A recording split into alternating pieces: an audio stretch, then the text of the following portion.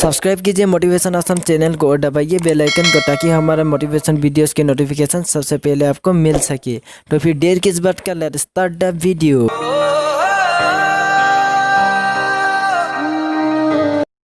एक बात हमेशा याद रखना चाहिए कि सिर्फ जिंदा व्यक्ति ही मुस्कुरा सकता है। अगर मर गया तो मुस्कुराहट भी साथ चला जाता है।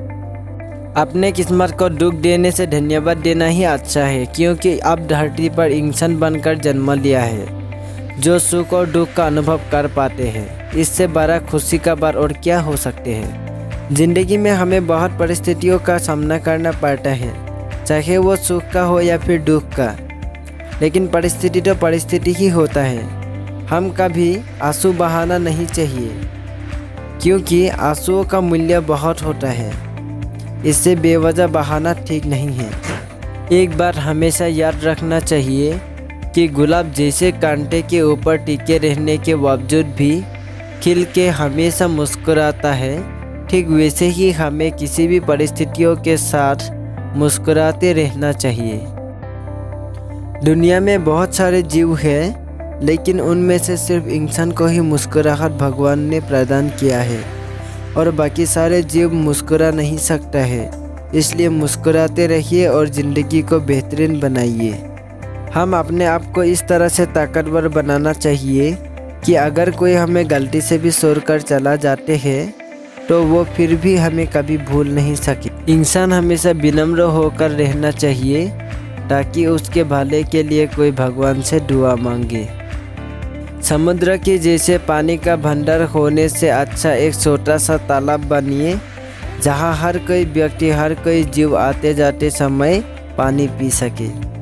माँ बाप का दिया हुआ दान हम कभी तुलना नहीं कर सकता, क्योंकि हम जब छोटा था तभी मम्मी और पापा काम करके जो पैसा मिलता है उसी से हमें कपड़ा और खाना वगैरह वगैरह देता था।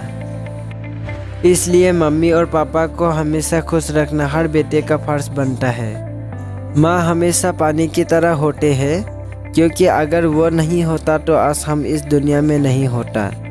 और माँ का प्यार बहुत अनमोल होता है। और पापा एक सूर्य की तरह होते हैं, कभी गुस्सा भी करते हैं और कभी पीटते भी हैं। लेकिन अगर वो नहीं रहा तो ज़िंदगी अंधकार बन जाता है।